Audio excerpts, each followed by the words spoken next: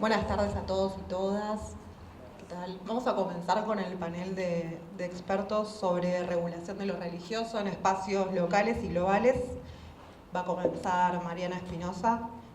Ella es doctora en antropología por la Universidad de Buenos Aires, es licenciada en sociología también por la Universidad Nacional de Santiago del Estero.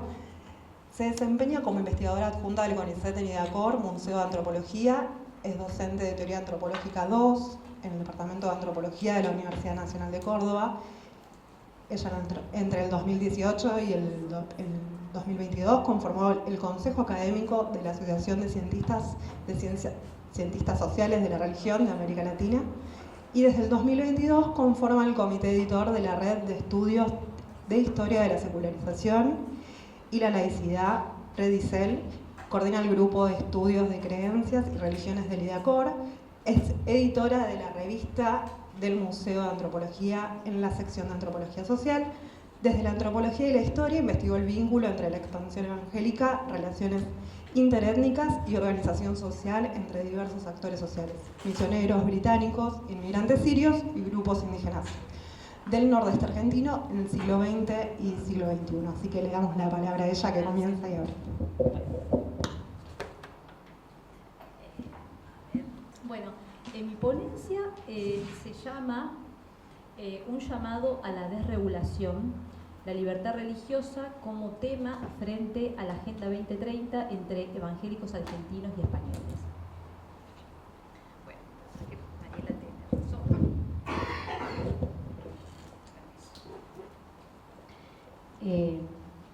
En el año 2015, 193 Estados miembros de la Asamblea General de las Naciones Unidas establecieron 17 objetivos de desarrollo sostenible que conducirían a la sostenibilidad económica, social y ambiental, a través de políticas universales de mejoramiento de la salud y el trabajo, la reducción de la violencia de género y etnia, mitigación de las amenazas a los ecosistemas terrestres y marinos.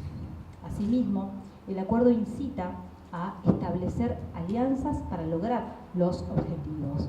Más concretamente, el objetivo 17 plantea, entre otras cuestiones, la necesidad de articulación de políticas y convenios de los gobiernos con el sector privado, el campo científico y la sociedad civil, incluyendo en este segmento a las organizaciones de matriz religiosa y espiritual.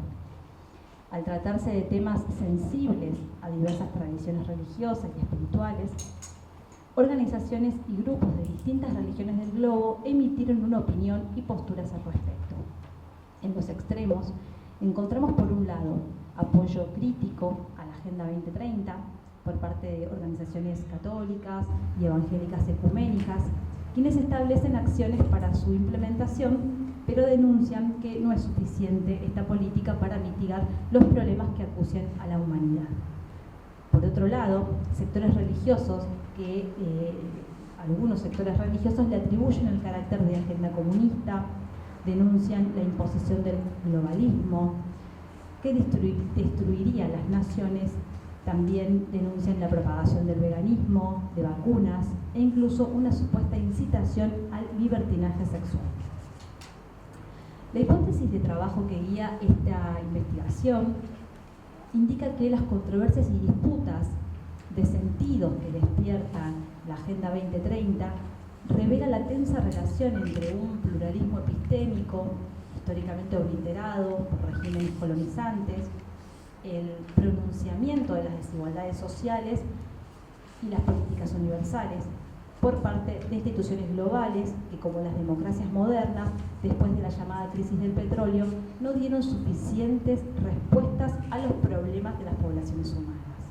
Es decir, esta agenda de la cooperación internacional surge como un diagnóstico y respuesta a una situación sanitaria, productiva y ambiental crítica.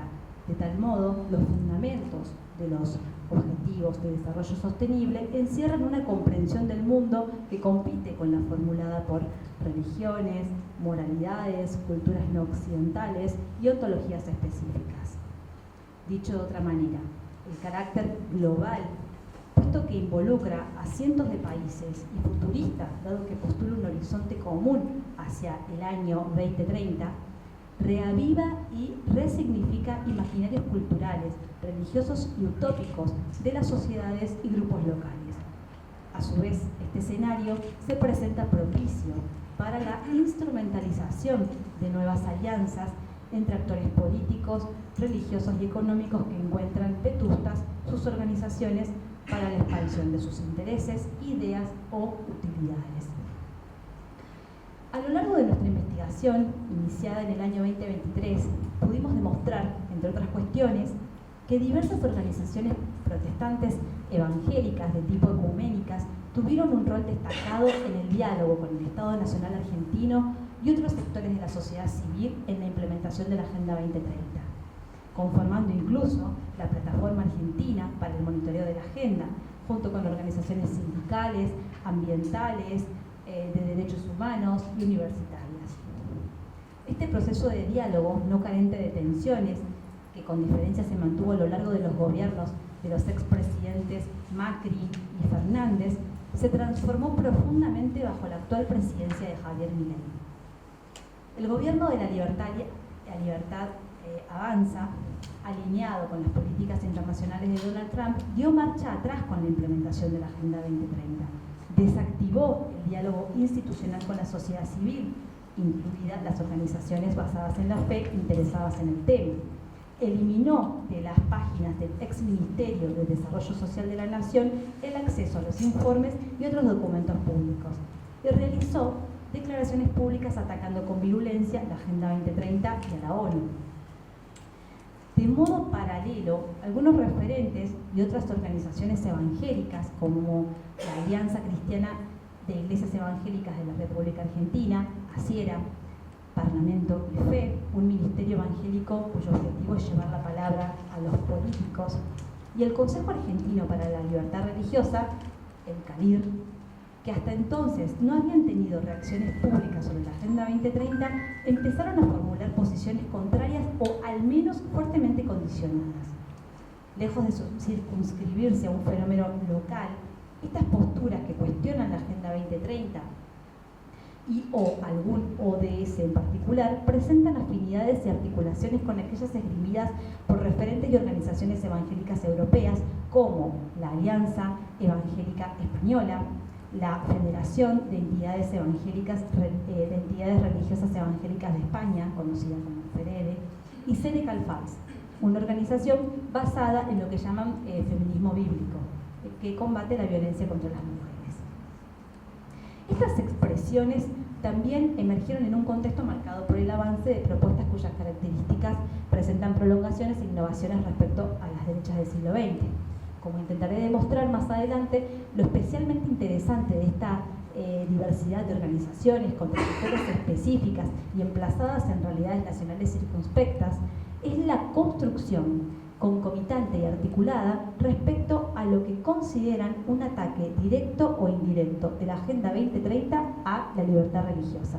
De allí se abre una serie de proyectos de escala global cuyo objetivo es, podríamos decir, un llamado a la desregulación de lo religioso.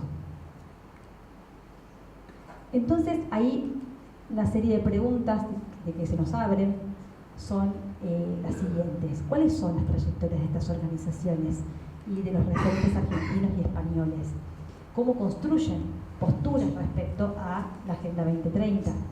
¿Cuáles son las características de las redes y proyectos transnacionales que están gestando? ¿Y cuál es el vínculo y o la apreciación que propician estas organizaciones respecto a los líderes políticos que manifiestan posiciones contrarias a la Agenda 2030, ¿no? También, de este modo, buscamos saber o indagar de qué modo la respuesta a estas preguntas nos aporta conocimiento respecto a las nuevas formas de visibilización, organización y legitimación de los grupos evangélicos frente a los estados, la sociedad y el espacio público local global. Voy a traer, son varios los casos, así que ahí no voy a leer, voy a ir comentando. Y después vamos a tratar de unir un poco lo que nos traen estos casos que trabajé. Conversamos con Christian Hoff, que es el actual presidente de ACIERA, una organización interdenominacional que surgió a poco de la apertura democrática y que representa aproximadamente 15.000 o hasta 20.000 congregaciones, en palabras de él. Hoff conoce el Evangelio en el 87 en Mar del Plata. A comienzos del 2000 integró la gestión pública municipal bajo la intendencia de un partido radical, donde fue designado director de la juventud de la municipalidad. Su vinculación con la Sierra comenzó a través del programa Pasando la Antorcha, orientada a acompañar jóvenes con vocación de liderazgo. Con el tiempo asumió la vicepresidencia de la Sierra, tras el fallecimiento en su momento del presidente Rubén Proietti, asume Hoff. Para Hoff, Asiera es una federación de cooperación internacional y de diálogo. Recalca que tiene diálogo con AFE, con FAIE, especialmente hace poco, en torno a lo que hace poco se sancionó, que fue el Día de las Iglesias Evangélicas y Protestantes, ¿no? Pero reconoce los desacuerdos en torno al aborto, al matrimonio igualitario. El tema del aborto, conversando sobre el tema del aborto, surge en las conversaciones, situaciones que se dieron en el momento del debate.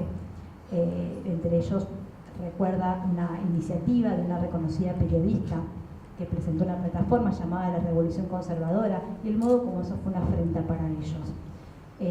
Pero más aún recuerda cómo fue una afrenta el hecho de que ciertos funcionarios del gobierno de Alberto Fernández hayan avalado ese tipo de acciones que para ellos atentaban contra las creencias, contra la libertad religiosa.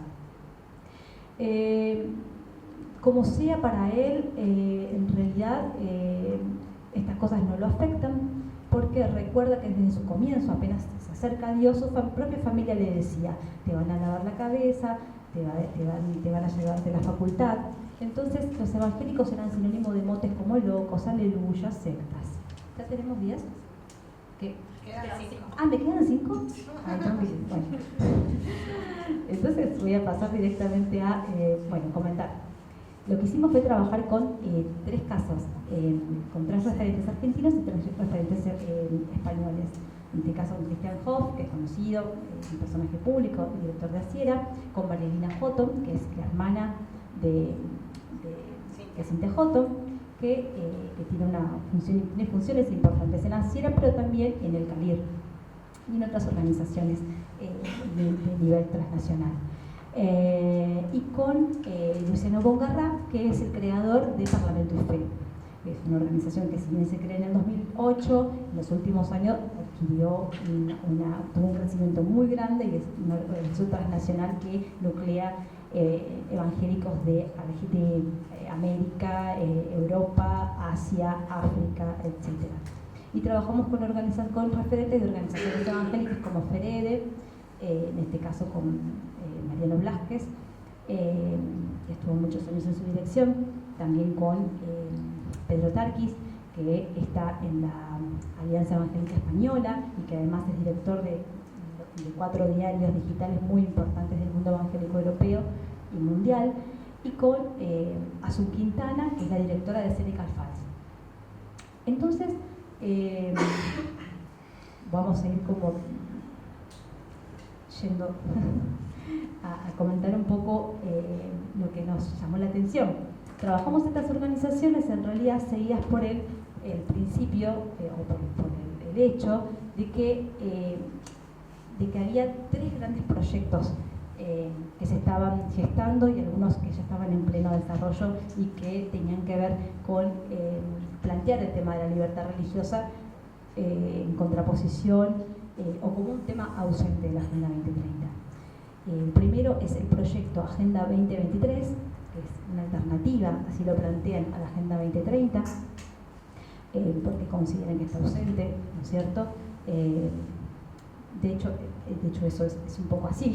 Este proyecto es llevado adelante por la Alianza Evangélica Latina, con colaboración de Asiera, y donde Marilina Houghton tiene una destacada actuación. En segundo lugar, otro proyecto es la declaración impulsada por Parlamento y Fe, una declaración que tuvo lugar en el 2023 en Ginebra, una declaración muy importante con aproximadamente presentada en la ONU, en la sede de la ONU en Ginebra, donde intentan postular y denunciar la discriminación y persecución por causa de fe y la importancia de que el tema de la discriminación religiosa y la libertad religiosa sea planteado o sea incorporado en los debates de la ONU. Y finalmente, una propuesta sobre políticas públicas en defensa de la libertad religiosa que presentó la Alianza, también la Alianza Evangélica Latina, en una Asamblea General de las Organizaciones de los Estados Americanos. Entonces, ahí para ir cerrando.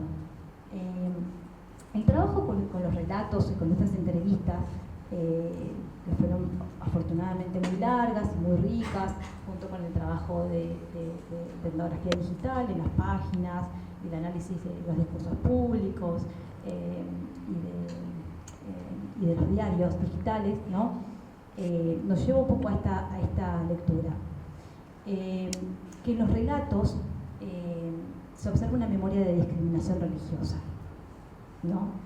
A ver, un poco la pregunta que nos hacemos es de qué modo estos actores construyen un discurso que recoloca al tema de la libertad religiosa como problema que requiere una resolución urgente, ¿no? ¿Cómo se construye ese discurso? En ese sentido es que observamos una memoria de la discriminación religiosa.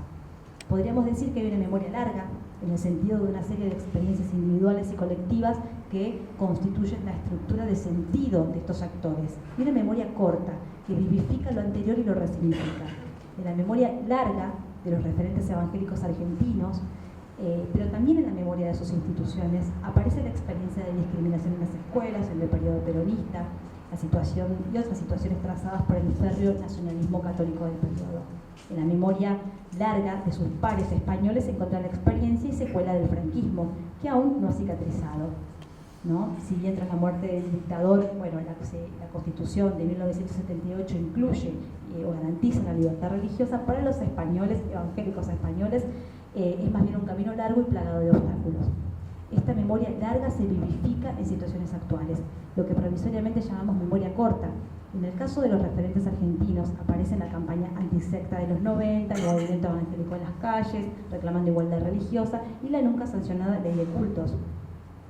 También fue clara la decepción con el gobierno de Alberto Fernández, como dijo un informante, colocó el aborto en la pandemia, o la imagen de una alta funcionaria celebrando el informe periodístico que es percibido como discriminación religiosa. Los españoles, por su parte, no hablaron o nos hablaron de un montón de proyectos infructuosos, proyectos que pretendían avanzar con la libertad religiosa. La educación religiosa en las escuelas, proyectos de obra social evangélica, proyectos de deducción impositiva para gastos confesionales, etc. En este sentido, la memoria corta se teje de desilusiones, no apenas hacia determinados gobiernos y políticos, sino hacia las instituciones de la democracia que no logran dar respuesta no apenas a sus demandas religiosas, sino a las más elementales como el hambre y la paz. De ahí termino. Los estados nacionales, pero también las organizaciones multilaterales que los nuclean, como la ONU, han perdido eficacia simbólica. Un descreimiento y sospecha recaen sobre sus acciones y sobre sus políticas. En este sentido, si bien es palpable la creciente interacción entre el espacio de poder nacional y global y el campo evangélico, esto lleva a generar nuevas discusiones sobre los evangélicos respecto a cómo la forma y el modo en que la forma modifica el contenido. De allí que al menos todos los referentes entrevistados tratan de apartarse de las teorías conspirativas, instan al diálogo con los políticos, pero procurando autonomía. De igual modo, buscan ser interlocutores válidos ante los organismos multilaterales, aunque no esperan nada de ellos, y apuestan a fortalecer una red transnacional evangélica con objetivos comunes. Con todo, observamos nuevas estrategias y un desdoblamiento de aquellas que ya esgrimían los actores evangélicos, la búsqueda de un fortalecimiento de las organizaciones nacionales con perspectiva transnacional, la continua vigilancia y construcción jurídica para dar respuesta nacional e internacional respecto a lo que consideran el avallazamiento a la libertad religiosa. En este sentido, las organizaciones evangélicas bajo foco están mutando de organizaciones interdenominacionales que buscan reconocimiento y diálogo con el Estado a dispositivos sociopolíticos que buscan influir en los espacios legislativos nacionales o incidir en el espacio público local. Bueno, disculpen por el tiempo. Pero bueno, quería compartir este work in progress sobre un proyecto que estamos desarrollando y bueno, espero que después continuemos el diálogo.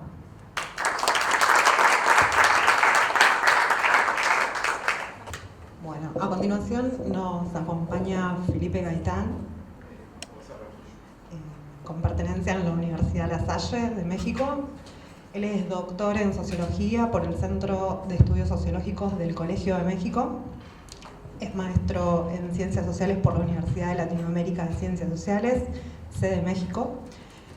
Es profesor e investigador de la Universidad de La Salle, México, y miembro del Sistema Nacional de Investigaciones Nivel 2. Sus temas de investigación son cultura y política, y pluralismo religioso, laicidad y secularización, y construcción de teoría social contemporánea. Así que le damos la palabra a él para que continúe. Sí, muchas gracias. Y bueno, agradezco esta invitación a Mariela, a Juan, a Marcos y a todo el equipo del CIEF-CONICET que nos permitió estar en este momento y sobre todo compartir algo que ha sido sobre todo un diagnóstico que hemos hecho en México, ¿sí? Que no es extraordinario, sino que está en sintonía con lo que se ha trabajado en América Latina. Lo ha trabajado Luis en Chile, esta parte de la gestión local, lo han trabajado aquí en Argentina los colegas, en perspectiva comparada con Italia también. Y hay una preocupación en Colombia y en Perú sobre el tema de lo local. En México particularmente se da esta discusión, este diagnóstico, por una demanda constante. Esto apareció porque en una reunión que estábamos, yo tenía ya tiempo queriendo trabajar el tema de cómo se gesta la laicidad en el ámbito local, y a diferencia de Mariana, que no le voy a echar pleito, pero ella habló de desregulación, yo voy a hablar de regulación, ¿sí? Aunque sé que ella lo está poniendo en una perspectiva, pero cuando vi su título dije, bueno, vamos en sentido contrario. No, va un poco en el mismo camino. Y una de las... ¿Se escucha mejor? Sí, prende. ¿Ya? Ahí. Ah, mira, hasta voz de locutor. Sí. Entonces, esto surge porque en una reunión con los enlaces de los estados, de las entidades federativas en México, empezaron a aparecer problemáticas de cómo gestionar los problemas que había en las localidades, en los estados, si no tenían facultades las entidades locales para regular lo religioso. Y entonces propusimos hacer un diagnóstico bajo la premisa o la hipótesis de que la laicidad en el ámbito local se vulneraba constantemente. Y la pregunta era, ¿qué instrumentos tenían en ese momento? Y lo primero que nos llamó la atención en diálogo con los colegas, que digo, de Chile, de Colombia, de Perú, fue entender también cómo se gestiona en el ámbito nacional. Porque si ustedes se dan cuenta, los nombres de las oficinas de asuntos religiosos dicen mucho. En Perú se llama Asuntos Interconfesionales y hay una oficina para asuntos con la Iglesia Católica. O sea, tienen dos oficinas. En México era la Dirección de Asociaciones Religiosas y en 2019 cambió a Dirección de Asuntos Religiosos, o sea, de asociaciones a asuntos. Otras se llaman de culto público, etcétera, etcétera. Entonces, empezamos a tener esta perspectiva de indagar. Tuvimos un trabajo en 8 entidades, de 32 que son en México, 32 partiendo de una premisa que el principio de laicidad es un principio de regulación. No solamente de un tema de separación entre Estado e Iglesia, sino un tema de regulación de la actividad de lo religioso, garantizando la libertad religiosa, la libertad de conciencia, una serie de otras libertades, participación e información en cada una de ellas. Y lo primero que nos topamos fue con el concepto mismo de laicidad. Hay que recordar que el concepto de laicidad no es un concepto filosófico, es un concepto de acción política. Y en ese concepto de acción política tiene sus diferentes variantes. En el caso mexicano, lo que notamos en principio, este concepto que había sido en principio anticlerical y posteriormente de separación y en un tercer momento de garantía de libertades y derechos, lo que vemos en principio es que la laicidad tiene una dimensión nacional, es decir, no es una dimensión local y por lo tanto los gobiernos locales no tienen los instrumentos para resolverlo. Los temas educativos, los contenidos educativos son nacionales. Los temas de salud son nacionales. Los temas, y entonces la pregunta es, ¿qué regula lo local? Y lo que hemos visto nosotros, que son dos cosas, tres particularmente, que me quiero referir a ellas de alguna manera. Una tiene que ver con el tema, en principio, de qué instrumentos tienen. En realidad no tienen instrumentos, no tienen instrumentos de gestión. Lo único que hacen es ser oficiales de partes para pasar los problemas al nivel federal, pero sí tienen una injerencia particularmente en lo que tiene que ver con la cotidianidad. En esa parte, y cosas tan sencillas, o sea, no los grandes problemas de que de repente hubo conflicto religioso, no, cosas cotidianas. Por ejemplo, si puedo usar la plaza pública para hacer una oración, si puedo usar un perifoneo en un carro para andar en la calle anunciando la buena nueva de Dios. E incluso en algunos casos hasta la disputa por la administración de baños públicos. Es decir, me toca a mí o no, la iglesia puede cobrar o no puede cobrar por el uso del baño público. ¿Le corresponde al ayuntamiento, le corresponde a la municipalidad o no? Entonces, en la cotidianidad lo hemos estado viendo que esta regulación más bien no pasa por el tema religioso, sino por una cuestión administrativa.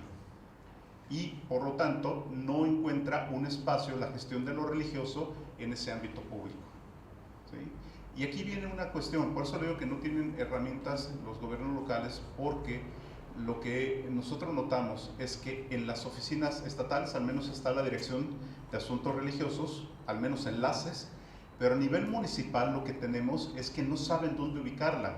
La mandan como Dirección de Asuntos Religiosos en Turismo, o la mandan a Cultura, o la mandan al tema de la sindicatura, o sea, no hayan dónde ubicarla. Entonces dicen, bueno, ahí están, y casi siempre las oficinas de asuntos religiosos son para atender asuntos de los evangélicos. Ellos le llaman los aleluyas, ¿sí? Para los hermanos, porque la Iglesia Católica no pasa por esos filtros, pasa directamente por lo nacional, punto. Entonces no tiene esa mediación, la Iglesia Católica no necesita esas oficinas, en realidad. Un segundo punto es, en esta gestión de lo local, lo que encontramos, y lo decían con mucho énfasis, era, nosotros preferimos dialogar con la Iglesia Católica que con las otras iglesias. Por una razón, porque la Iglesia Católica es territorial, se finca en el territorio. Las otras iglesias se mueven en el espacio. ¿A qué se refiere? Rentan las iglesias evangélicas o cristianas o de cualquier signo, rentan un local, si les funciona bien, si no les funciona se cambian. Las parroquias no, las parroquias llegan y se instalan en un territorio. Y eso hace una diferencia en el tipo de negociación que hacen con las autoridades locales. Porque van a negociar con aquellos que tienen presencia, no con aquellos que son población flotante, le llaman ellos la fe flotante, que se mueve de un lado a otro y no tienen un sentido de cómo dialogar con ellos. Y muchas de estas organizaciones son transnacionales, o sea, no son locales. Por lo tanto, no negocias en lo local, sino negocias a nivel internacional, ¿sí? Y esto pasó mucho en algunas comunidades, en algunos estados, con la Iglesia Universal del Reino de Dios, que en México se conoce como Pare de Sufrir, ¿sí? Que por cierto, llegué a Brasil y dije, oye, ¿dónde está Pare de Sufrir? Y me dijeron, no sabemos qué me estás hablando, pero bueno, Pare de Sufrir, esta iglesia, Pare de Sufrir, la Iglesia Universal del Reino de Dios, tiene esta impronta de decir, a ver, si vas a negociar con los ministros, no puedes, porque los ministros, los encargados, se mueven cada 6 meses, o sea, no arraigan, se mueven constantemente, y cuando nosotros quisimos entrevistarnos con ellos para ver su dinámica local, nos dijeron, ¿para qué te doy la entrevista si en realidad yo a los 6 meses me voy? Entonces, espérate que el que llegue y a ver si te lo quiere dar. Entonces, tenemos esta parte precisamente de cómo dialogar con ellos si son la Iglesia Católica territorial y las iglesias evangélicas se mueven en el espacio. La otra tiene que ver con la parte cultural, cómo regular lo religioso como cultural. Y me refiero sobre todo a las tradiciones católicas o religiosas evangélicas que pasan por eventos culturales, no por eventos religiosos. Día de Muertos en Navidad, cuando se ponen altares, dicen, no es religioso, es cultural, por lo tanto no tienes por qué intervenir Oficina de Asuntos Religiosos Nacional. Eso lo resolvemos nosotros. Y se vuelve una disputa constante porque entonces las iglesias cristianas y de otro signo se quejan del favoritismo que se tiene con la Iglesia Católica. Bueno, hasta ahí parece como todo muy inocuo, pero aparece un elemento de resistencia. En México no existían los consejos interreligiosos, había un consejo nacional interreligioso, pero hubo una iniciativa, sobre todo de la iglesia mormona, a partir de lo que hablaba Mariana, de la libertad religiosa. Hay que impulsar el tema de la libertad religiosa, porque la libertad religiosa hay que defenderla, porque el Estado mexicano no nos reconoce en el ámbito político. Por lo tanto, nosotros reivindicamos esa libertad contra la discriminación del Estado e instituyen consejos interreligiosos donde convocan a otras iglesias, incluso a la católica, a participar en oficinas de asuntos religiosos en espacios gubernamentales. La pregunta, cuando se le preguntaron a los funcionarios estatales, nos decían, somos plurales, o sea, no hay ningún problema. Pero ellos tenían, los consejos interreligiosos tenían una agenda muy particular, una agenda sobre todo conservadora, que trataba desde lo local incidir en contrarrestar cualquier avance a nivel federal. Los temas de salud reproductiva, derechos sexuales y reproductivos se topaban en eso porque presionaban al municipio o al gobierno del estado para que no se hicieran las políticas públicas. E incluso los libros de texto gratuito que son competencia federal terminaron siendo boicoteados en el ámbito local, presionado por estas iglesias, ¿sí? Y para que no me saquen la tarjeta, me voy a apurar. Y una de las cosas que hemos estado viendo aquí es que este ha sido un espacio privilegiado no tanto para las iglesias, sino para los grupos más conservadores, que se han posicionado e incluso en algunos estados han expulsado a los que los crearon, a los mormones. Aguascalientes, quien creó el Consejo Interreligioso fue la Iglesia de los Mormones y acabó siendo expulsada, ¿sí? ¿Por qué? Bueno, finalmente los grupos más conservadores, entre ellos los católicos, acabaron teniendo potestad precisamente sobre estos consejos interreligiosos. Entonces, en general, solamente diría esto: el tema de la regulación local pasa por tres temas básicamente. Uno, no tener recursos de gestión pública, los gobiernos locales o estatales, esa es una.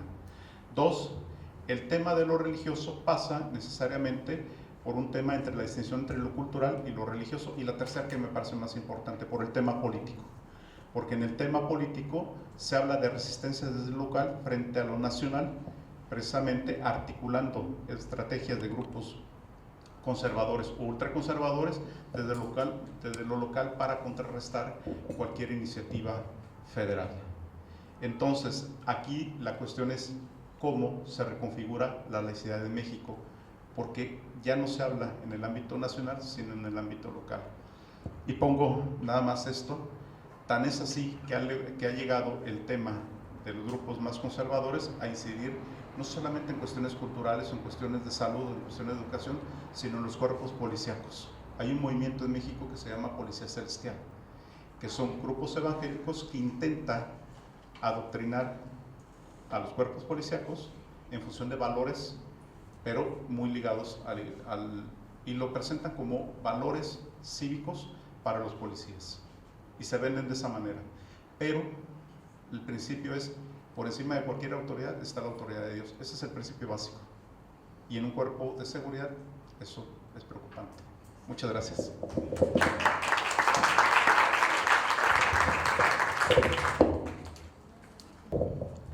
Bueno, a continuación nos acompaña Rodolfo Puglisi, de la Universidad Nacional de La Plata.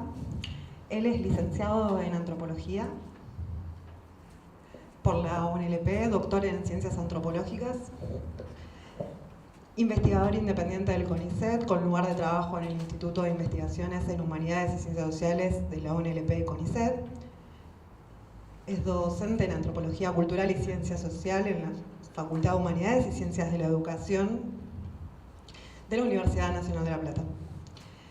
Se especializa en el campo de la antropología de la religión y actualmente se encuentra investigando la devoción contemporánea del santo católico conocido popularmente como el cura brochero, focalizando en cuestiones de materialidades sagradas, patrimonio y turismo religioso. Así que le damos la palabra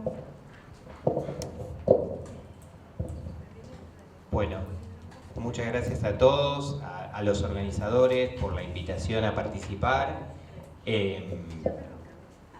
También celebrar que se haga en el contexto en el que nos encontramos en Argentina, con lo que tiene que ver con el financiamiento de la ciencia y las universidades. Así que bueno, celebro doblemente esta invitación y que se celebren las jornadas. Bueno, cuando me hicieron la invitación a estas cuestiones, digamos, me interpeló por la cuestión de la regulación de lo religioso. Yo hace ya más de 8 años que estoy investigando la devoción contemporánea del cura Brochero en la Argentina en general, más allá de que su epicentro esté en la provincia de Córdoba, en el centro del país. Es un movimiento muy variopinto.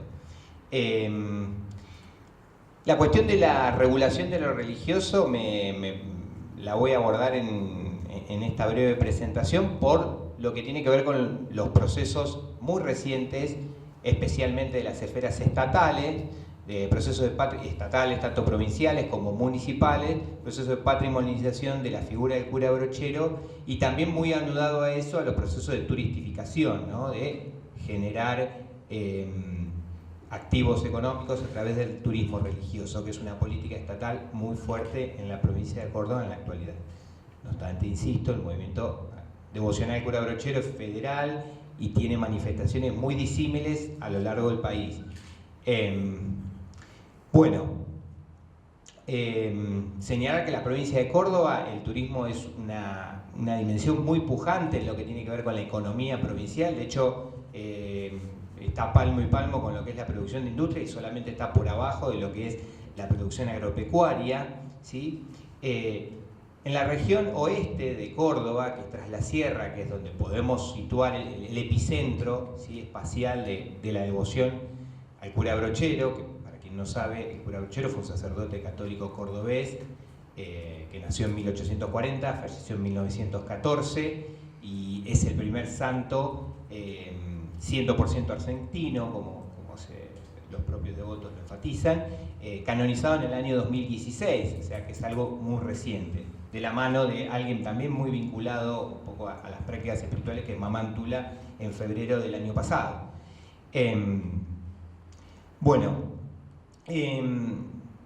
el oeste, tras la sierra, los fenómenos de turistificación, como analizan investigadores específicos de esta temática, no son recientes, eso vale aclararlo, ¿sí?, porque ya en los albores del siglo XX, con todo lo que tenía que ver con el llamado higienismo, es decir, todos los baños curativos, las aguas termales, el aire cálido, todas esas cuestiones que solían atribuírsele propiedades benéficas como el paisaje, hay también, a partir de esa época, también una promoción enfática de lo que se llamó el patrimonio histórico-cultural, las estancias jesuíticas, y de la mano, ahora específicamente para lo que tiene que ver con el movimiento brocheriano, por ejemplo, la Casa de Ejercicios Espirituales, que él, fundó y activamente estuvo en su construcción. Fue ya en 1957 declarada museo, en 1974 fue declarado Monumento Histórico Nacional.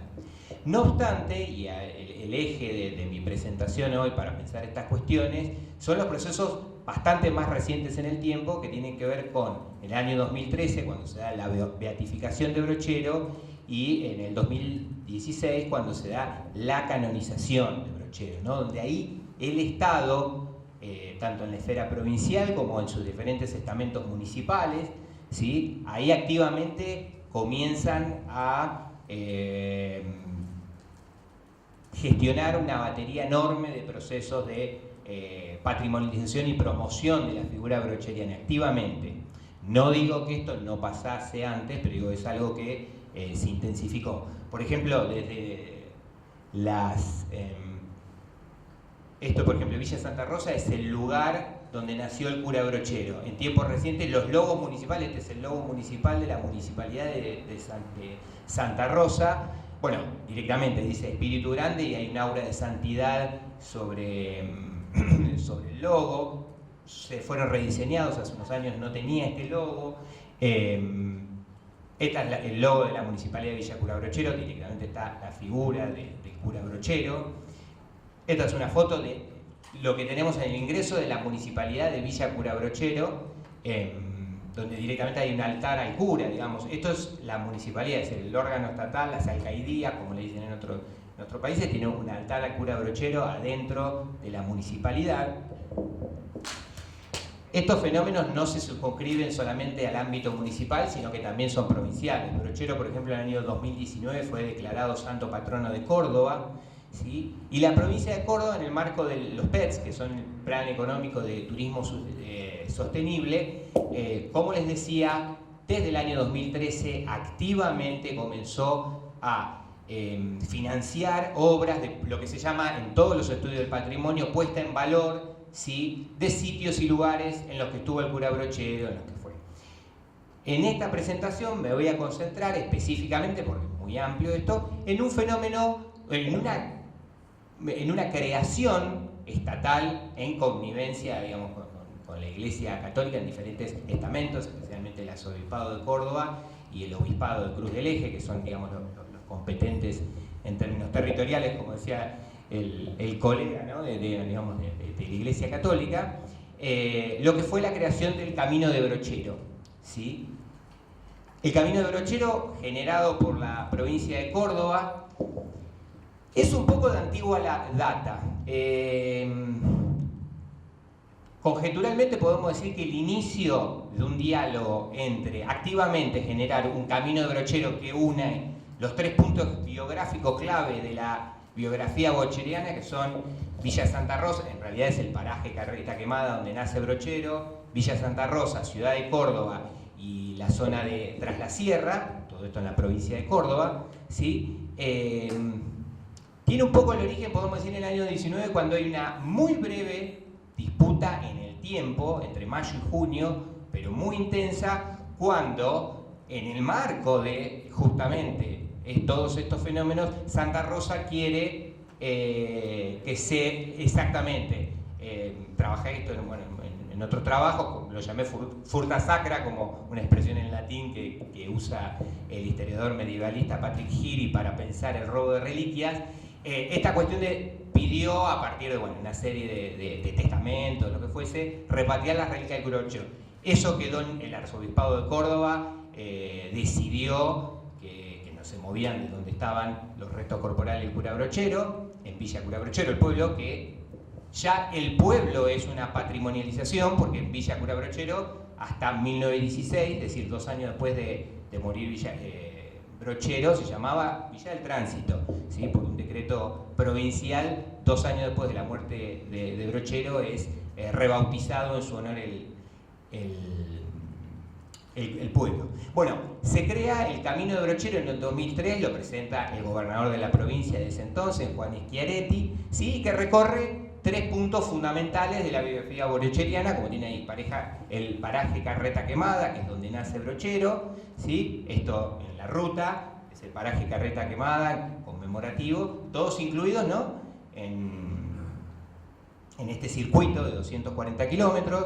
Esto es Villa Santa Rosa, ¿sí? Esta es la casa natal del cura Brochero, o sea, está el paraje Carreta Quemada, y a 12 kilómetros está el pueblo de Villa Santa Rosa. Esta es la que hoy es el Museo Casa Natal del cura Brochero, ¿sí?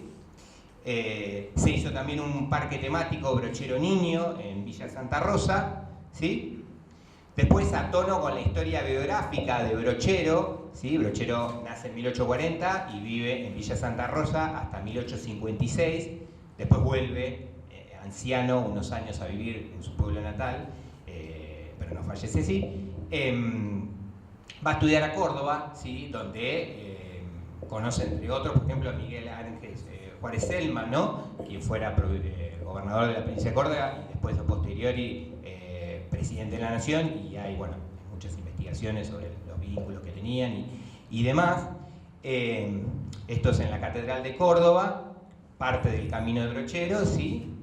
En la Catedral de Córdoba hay diferentes circuitos, digamos, el Camino de Brochero tiene diferentes circuitos con diferentes sitios y lugares para visitar. Esto es, si iban al mapa, el Camino de Brochero incluye después de la provincia de Córdoba, de la ciudad de Córdoba, perdón, ¿sí? Todo lo que es los caminos que hacía el cura Brochero, ¿sí? En sus viajes de tras la sierra hacia Córdoba capital. Hay muchas peregrinaciones que recrean, ¿sí? Estos viajes de Brochero en mula. Estos son algunos de los caminos por altas cumbres. Yo traje acá algunas fotos de peregrinaciones de las que he participado, ¿sí? por altas cumbres y de Córdoba capital. Ah, no llegó, bueno. Esto es en los aledaños, bueno, el Camino del Peregrino también activamente fomentado por la provincia de Córdoba. Esto es en altas cumbres, peregrinaciones llegadas a Villa Cura Brochero, donde hay obviamente estatuas de Brochero. Esta es lo que ven a la izquierda, es el Museo Brocheriano, así que es lo que otrora fue la Casa de Ejercicios Espirituales del cura Brochero, fundada por el cura Brochero, y a la derecha está la iglesia santuario, ¿sí? En la pared lindante entre el museo y la iglesia santuario, que fue relocalizada en el curso del tiempo, están los restos corporales del cura Brochero, que es donde finalizan todas las peregrinaciones y procesiones, básicamente, que confluyen desde diferentes lugares, ¿sí? Porque incluso en la actualidad hay peregrinaciones que salen de Catamarca, de San Luis, de provincia del oeste, de Argentina, como San Juan y La Rioja también, ¿no? Estoy haciendo, bueno, estos son fiestas patronales que se hacen ahí, bueno, sería, digamos, la llegada al santuario. Esto, por ejemplo, está ahí cercano a la plaza principal del pueblo, y ese museo, la casa donde murió el cura, que también fue musealizada, digamos, enfatizo esto, por todos los procesos activamente financiados por diferentes estamentos estatales, ¿sí? Este es el parque temático Brochero en Villa Cura Brochero, se hizo una capilla enorme nueva. Este es el predio donde se celebró la canonización de Brochero, que se siguió en vivo, mejor dicho, obviamente la canonización fue en Ciudad de Vaticano. Esto es la Cuesta Brochero, donde se piensa hacer en la actualidad un monumento faraónico a Brochero. Hace 2 meses lo está activando el gobernador actual, ¿sí? De Córdoba, con la municipalidad de Villa Cura Brochero. Hay muchas críticas desde la oposición, ¿sí? Desde la iglesia misma, por el gasto suntuoso que involucraría. Bueno, no me queda casi nada de tiempo, solamente mencionar que el Camino de Brochero, y justamente en el marco de esta promoción estatal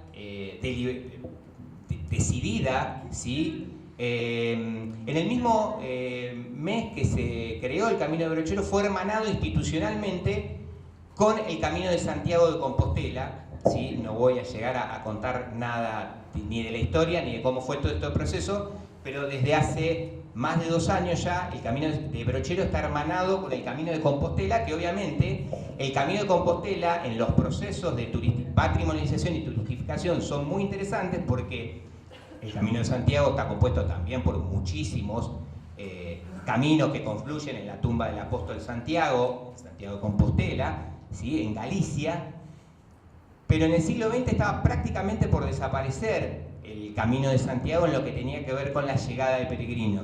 Por eso a principios de la década del 80 Juan Pablo II activó activamente, valga la redundancia, con el gobierno gallego, digamos, y fomentó, ¿sí? El Camino de Santiago. En 1993 la UNESCO lo declara Patrimonio Mundial de la Humanidad, ¿sí? Y bueno, despegó, ¿sí? Lo que tiene que ver con la llegada de peregrinos al lugar. O sea, hay 500.000 de personas que circulan por el Camino de Santiago. En noviembre del 2024 la legislatura de Córdoba declaró al Camino de Brochero Patrimonio de la provincia. Hace 2 meses el Senado de la Nación Argentina, faltará la media sanción en diputados, declaró Patrimonio Intangible de la República Argentina el Camino de Brochero. Cuento todas estas cuestiones porque hay activas gestiones estatales, tanto de orden ejecutivo como parlamentario, o sea, el legislativo, ¿sí? En la promoción del Camino de Brochero y este hermanamiento, porque también el Senado de la Nación Argentina declaró de interés nacional este hermanamiento con el Camino de Santiago de Compostela. Bueno, acá hay fotos de cuando en la Catedral de Córdoba, en el Centro de Interpretación Tecnológico, ¿sí? Este monolito, ahí era quien otrora fue el gobernador de Córdoba, este es el símbolo del Camino de Santiago de Compostela. En la catedral del Centro de Interpretación Tecnológica en Córdoba hay un monolito del Camino de Santiago que recuerda, ¿sí?, este hermanamiento, como en el Monte de Gozo, que es una colina en España, cuando los peregrinos que están llegando a la catedral en Compostela, bueno, hay un monolito que recuerda también a Brochero. Hay similitudes incluso entre los logos del Camino de Santiago, ¿sí?, con el de Brochero. Y bueno, el Camino de Brochero está, para cerrar, la palabra no es copiar porque activamente la unidad de gerenciamiento del Camino de Brochero trabaja con la Junta de Galicia y los gerenciadores del Camino de Santiago para entender y gestionar estas cuestiones. Se organizan en tramos de 20 kilómetros como en el Camino de Santiago de Compostela, así como la Compostela, que es una certificación que se otorga a los peregrinos que hacen más de 100 kilómetros caminando a Santiago de Compostela. También se otorga el pasaporte del peregrino. De hecho, en mayo de este año se firmó un acuerdo de lo que se llama la certificación dual, es decir, que aquel que tiene la Compostela y el pasaporte del peregrino reciben una documentación oficial, ¿sí? También lo que tiene que ver con apps, ¿sí?, sitios oficiales donde está alojamiento, hotelería, etc. Ya para cerrar, porque bueno, me quedó solamente una cuestión. Las cuestiones entre peregrinación y turismo, porque hay muchas críticas de personas que son fieles devotas, y estos fenómenos de masificación de la fe en Córdoba tal vez les resuenan como una desnaturalización de la creencia. Sí, dicen, no, bueno, acá hay lo mismo que pasa con el Camino de Santiago, porque son caminos especialmente de altas cumbres que se dan en lugares que tienen un paisaje natural muy bello, zonas montañosas, muy pintorescas. Entonces, hay mucha gente que también va a, vamos a decirlo entre comillas, entrenar. Entonces hay una visión muy crítica de a veces algunos actores gubernamentales y sectores eclesiásticos, incluso propios devotos de a pie, decir, no, hay mucha gente que lo hace por puro deporte, gusto por el aire libre, mero trekking, y no son verdaderos turistas religiosos. Bueno, en la bibliografía especializada, ya incluso de los trabajos clásicos de los Turner, digamos, es prolífica la discusión sobre las relaciones entre peregrinación y turismo religioso, que están, podríamos decir, de algún modo zanjadas, digamos que no tiene sentido plantear estas dicotomías tan taxativas. Sí, lo único, y ahí sí para cerrar, me parece importante marcar, sobre todo con las disputas muy recientes que están generando este monumento que se quiere hacer a Brochero, en la cuesta de Brochero, de 40 metros de altura, ¿sí?, con las discusiones y los trabajos de Emerson Jumbelli, antropólogo brasileño que trabaja muchísimo estos fenómenos en Brasil, ¿sí?, de la monumentalidad católica, ¿sí?, que lo que tiene que ver con la disputa y el espacio de la visibilidad pública, los espacios públicos, ¿no? Él trabaja justamente estas cuestiones de los regímenes de visibilidad pública y plantea que justamente el turismo religioso, ¿sí?, que está ampliamente gestionado por el aparato estatal en relación con la Iglesia Católica, es también una forma de disputar, ¿sí?, e intentar recuperar un poco la hegemonía en el espacio público, que en el caso de Brasil está muy disputada por los evangélicos. Nosotros, digamos, en el caso argentino no lo podemos extrapolar sin más, pero me parece que este tipo de conjeturas serían interesantes seguir pensándolas, ¿sí?, porque acá el aparato estatal está trabajando activamente en la visualización de elementos católicos en el espacio público, ¿no? Y sobre todo Córdoba, que es un enclave muy interesante en términos socioantropológicos, porque así, como podemos decir, que tiene que ver con toda una pata desde los jesuitas, ¿sí?, también Córdoba es, podemos decir, el enclave New Age de Argentina por excelencia, con las sierras, los ovnis. Entonces, bueno, hay también una forma de disputa del espacio público a través de estos fenómenos de monumentalidad y la cantidad de mojones y lugares que se están distribuyendo por todo Córdoba, dando cuenta de una imagen, ¿no?, y monumentos a un santo católico. Bueno, muchas gracias. Bueno, muchas gracias. Vamos a cerrar la exposición con Damián Cetón para pensar la regulación de lo religioso en espacios locales. Él es sociólogo, doctor en Ciencias Sociales por la Universidad de Buenos Aires, investigador del CONICET, docente de la materia de Sociología del Medio Oriente de la UBA y Sociología de la Religión en la USAL. Se ha especializado en el judaísmo ortodoxo y se encuentra realizando sus investigaciones sobre política y religión en la Argentina, abarcando el periodo que va desde el gobierno de Néstor Kirchner hasta la actualidad. Así que le damos la palabra. Bueno, muchas gracias. Gracias por invitarme a esta amable tertulia. Así que bueno, me quedé pensando en muchos de los temas que fueron apareciendo, que tienen que ver con una cuestión, una categoría que venimos trabajando hace un tiempo con el amigo Joaquín Algranti, que es el tema de las clasificaciones. ¿No? Bueno, ¿qué es clasificar? Que es obviamente una práctica que hacemos todo el tiempo, a veces a partir de dispositivos que tienen mayor o menor grado de formalidad o de informalidad, ¿no? O dispositivos con mayor o menor capacidad instituyente. Por ejemplo, ¿esto qué es? ¿Es turismo o es religión? O no sé, vamos a tener al cura Brollero saliendo de un plato volador dentro de poco, podría ser, y yo con eso resuelvo todo el problema. Pero bueno, ¿qué es esto, no? O bueno, ¿esto que es una práctica cultural o es una práctica religiosa, ¿no? Que también se planteó un poquito. Al principio, cuando yo empecé a trabajar estos temas, me refiero cuando empecé a investigar sociología de la religión, no prestaba mucha atención a estas cuestiones porque la clasificación tiene que ver con una instancia de regulación. Por lo menos hay en procesos de clasificación, hay más visible o menos visible alguna instancia que instala por lo menos una definición.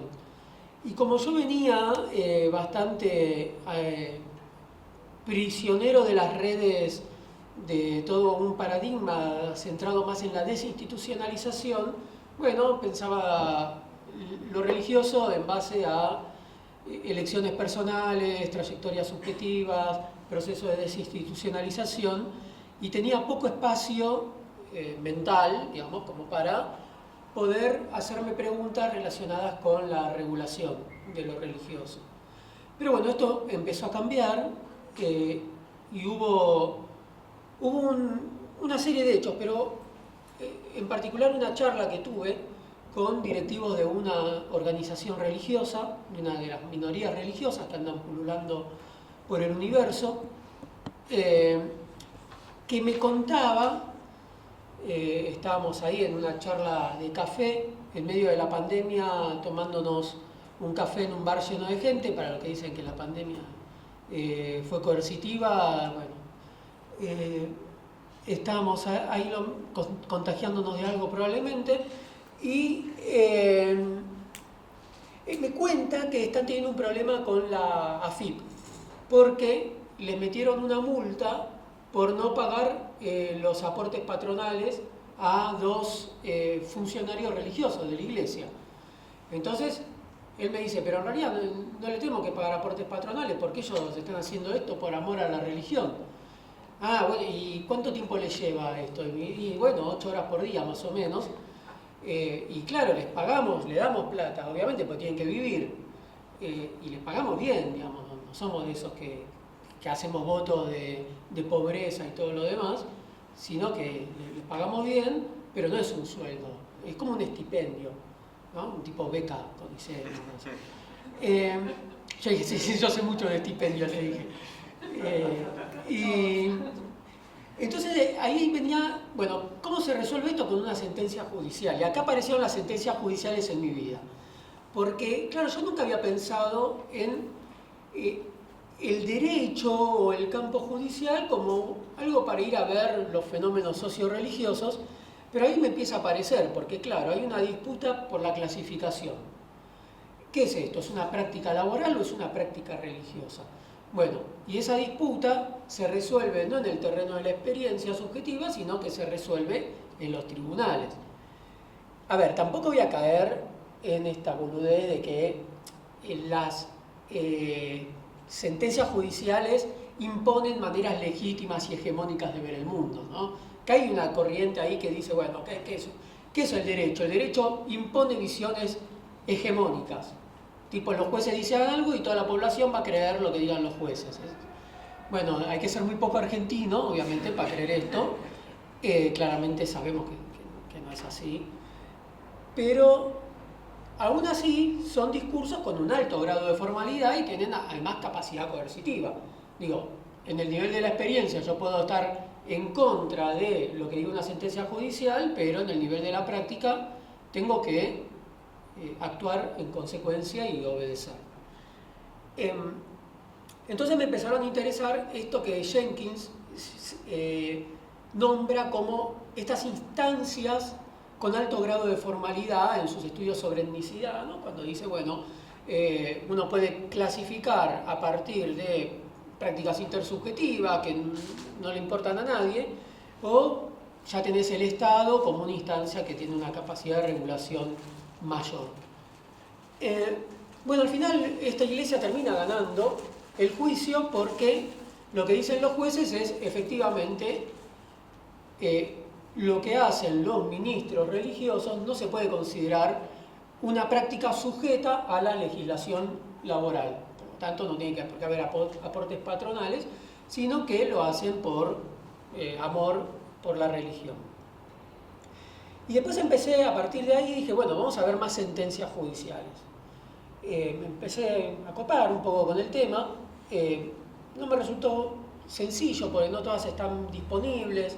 Tenés que buscarte algún abogado amigo que te pueda conseguir alguna sentencia, pero ¿viste? Cuando uno dice trabajo con sentencias judiciales es como que la gente te respeta un poquito más que si decís trabajo con las prácticas culinarias de los judíos ortodoxos.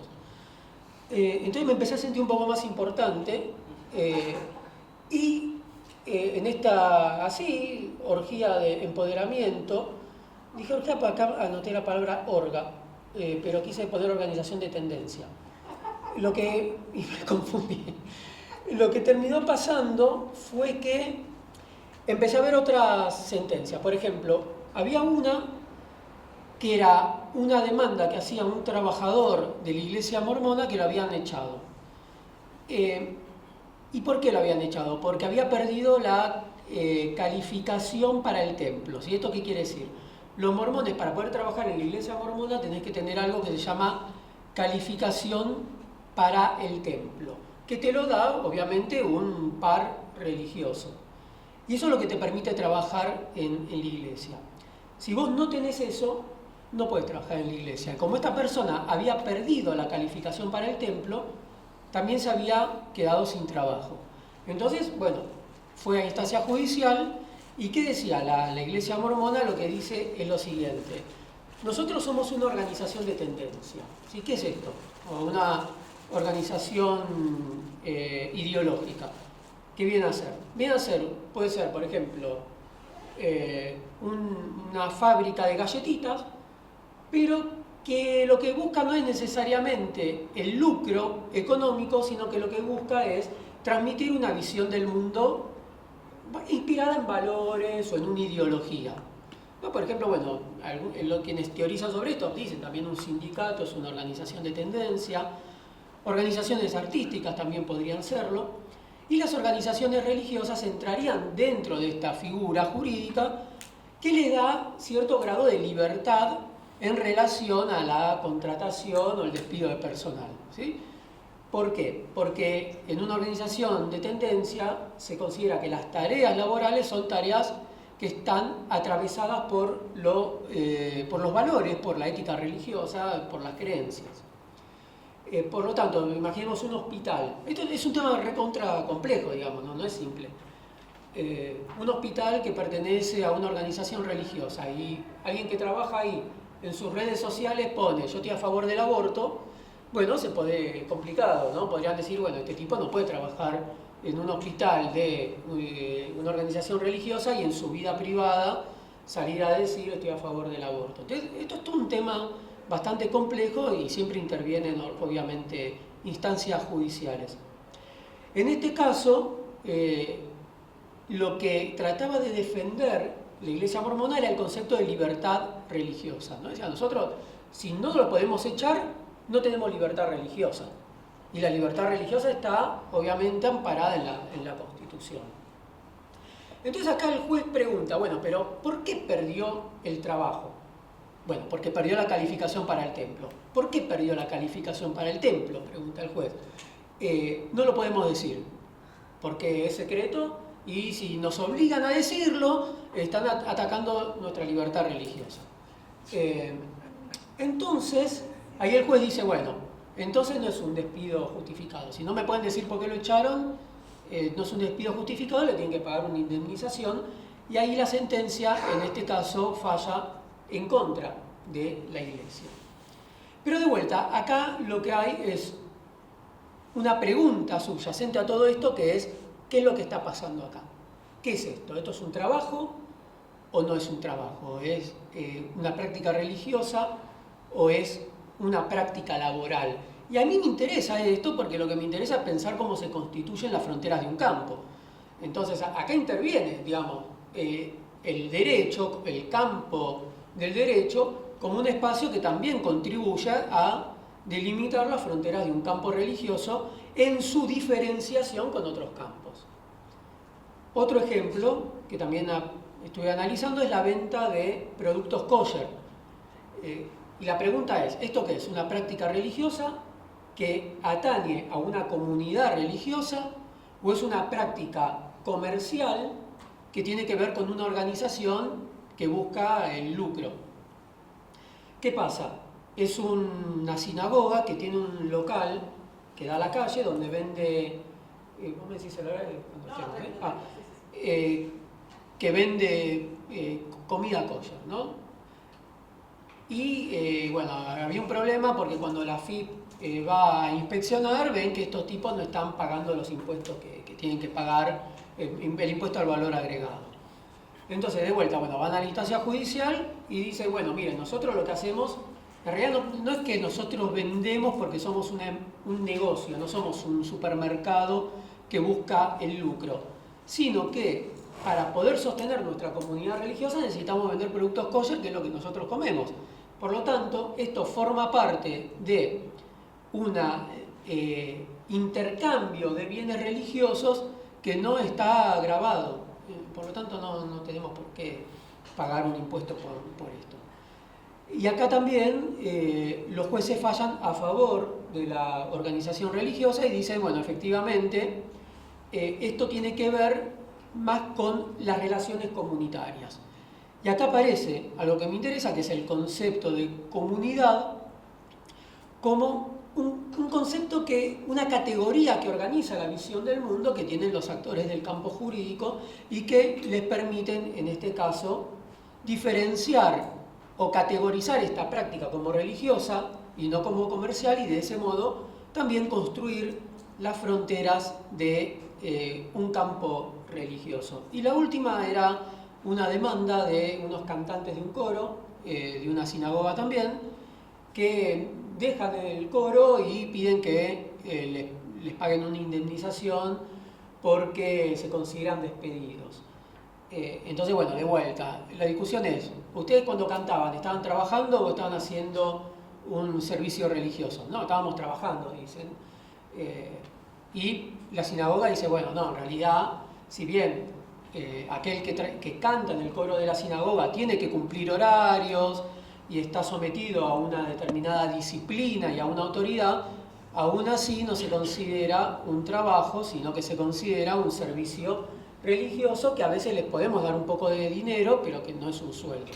Y de vuelta, bueno, acá una vez más la justicia falla a favor de la sinagoga, ¿sí? Y determina que, bueno, en este caso efectivamente, no, si bien había ciertos elementos que formalmente asimilaban esta práctica a una práctica laboral, el marco en el que se desarrollaban y la identidad de quienes participaban, que esto es muy paréntesis, ¿no? En la sentencia judicial dicen, bueno, los que cantaban eran judíos, como se puede ver por el apellido que tienen, bueno, así los jueces están re locos.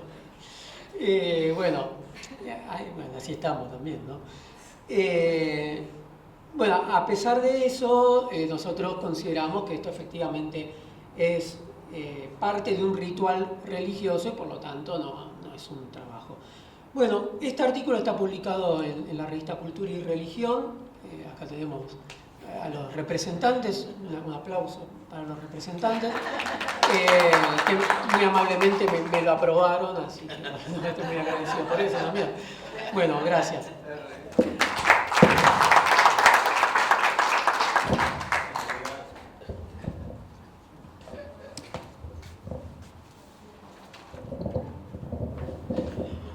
Bueno, muchas gracias a todos. Para cerrar, va a hacer algunos comentarios sobre los trabajos expuestos Luis Bamondes.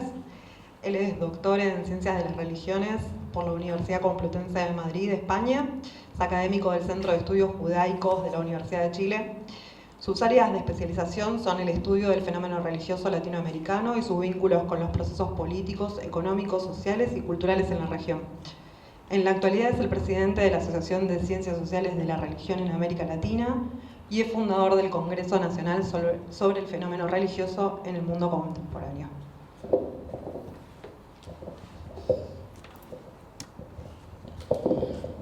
Bueno, primero que todo, buenas tardes a todos y todas.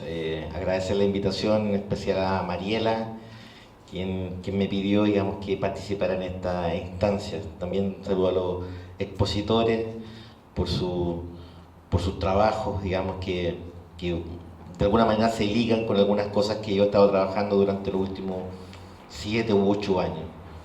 Quisiera partir con esto, para poder enlazar, digamos, mi comentario con lo que ya se dijo.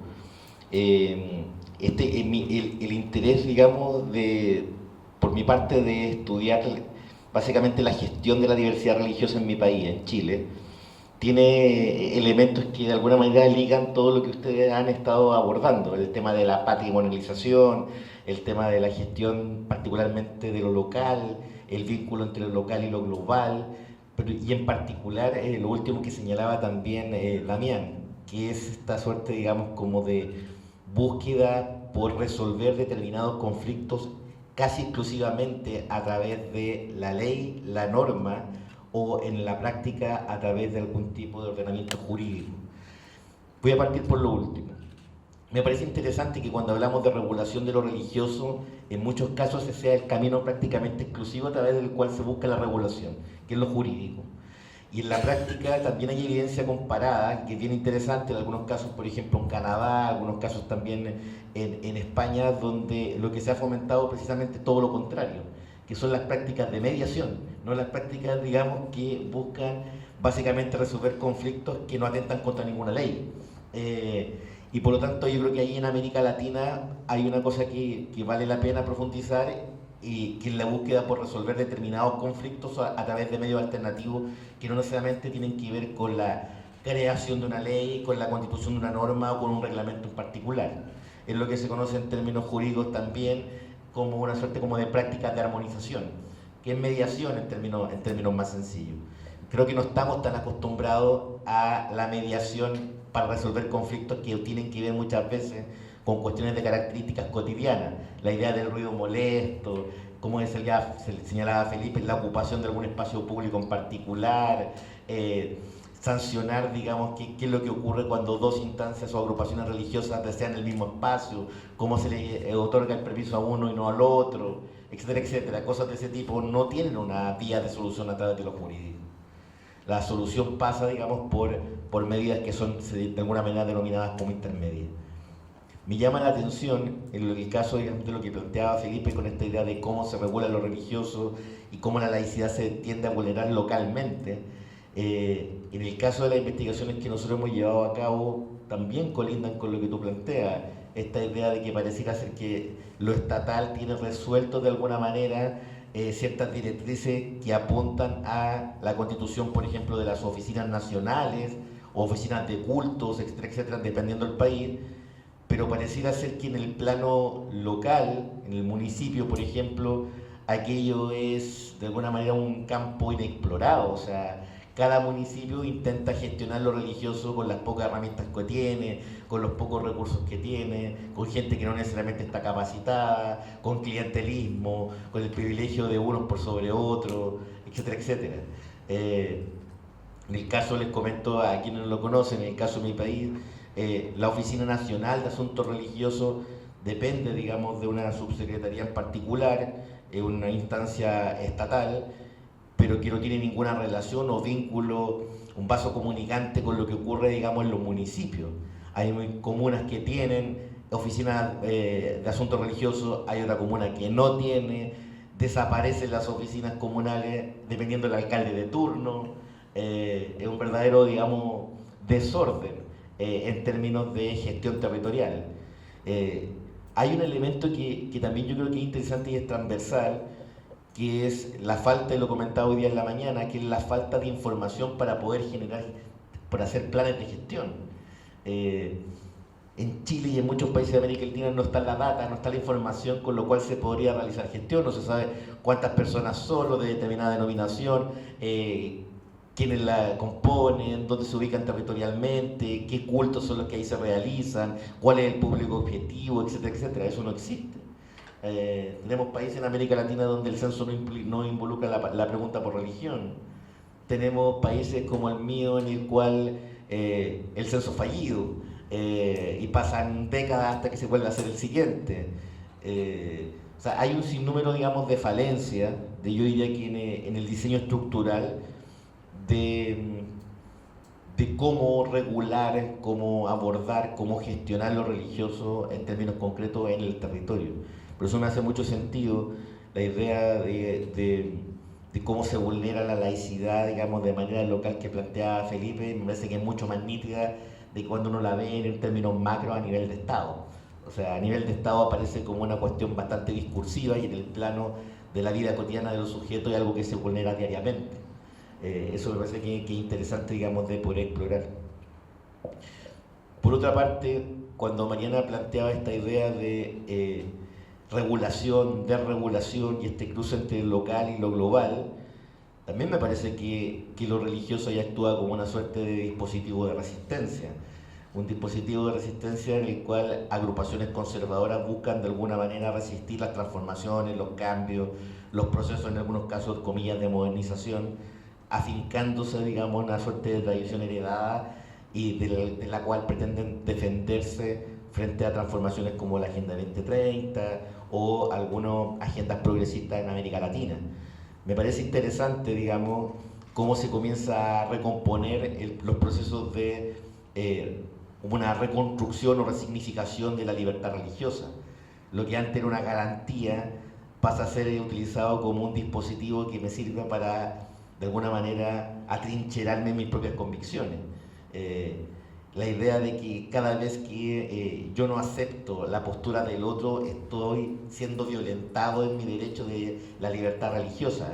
En Chile ocurre cada vez más que distintas agrupaciones religiosas y distintos sectores políticos utilizan de alguna manera la carta bajo la manga de la vulneración de la libertad religiosa para oponerse, por ejemplo, a determinadas políticas públicas. En temas de educación, en temas de salud, en temas vinculados también a temáticas de género. Por otra parte, a propósito de lo que planteaba Damián también, esta idea de cómo pareciera ser que existe una suerte como de mayor valoración por regular o por administrar lo religioso una vez que toma cuerpo jurídico. Me parece interesante eso, digamos, de que pareciera ser que adquiere la problemática a un nivel de relevancia en la medida, digamos, que se vuelca a ser resuelto a través de lo normativo. Y respecto a la idea de patrimonialización, solamente para cerrar ese punto, me parece interesante cómo algunos gobiernos locales y también el propio Estado, y ahí también hago el punto con mi país, en la búsqueda por evitar un conflicto religioso o evitar un conflicto, digamos, con otros agentes de la sociedad civil, se han volcado a incorporar lo religioso solo y exclusivamente bajo la idea de la patrimonialización. Por ejemplo, cuando yo veo las oficinas de asuntos religiosos en mi país, los sectores más acomodados, su oficina municipal de asuntos religiosos no aborda conflicto, aborda de alguna manera revalorización del patrimonio religioso. Entonces, mientras en los sectores más empobrecidos, la Oficina Municipal de Asuntos Religiosos lo que aborda es básicamente, son cuestiones de característica asistencialista. O sea, es pobreza, es marginalidad, es drogadicción, etcétera, etcétera. Eso no existe en los sectores más acomodados.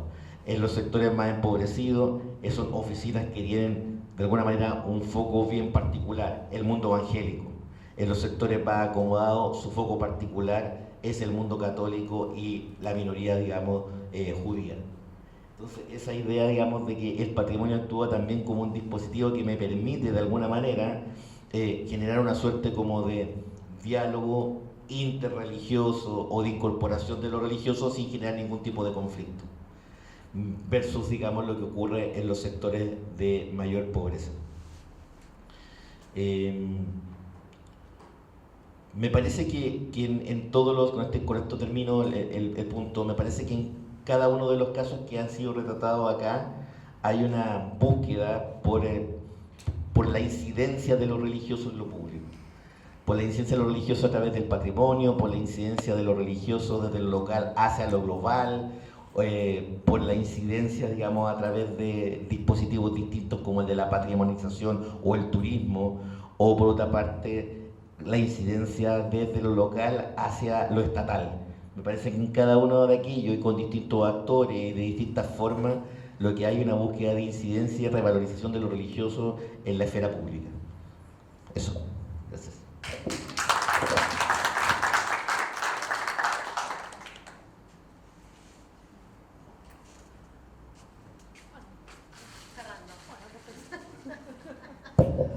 Bueno, este ha sido el panel. Muchas gracias a todos por sus participaciones, por sus trabajos. Muy buen debate. Los esperamos a todos mañana, 9:30 hay GTs para participar y también tenemos actividades que están en el cronograma. Y bueno, eso es todo. Muchas gracias.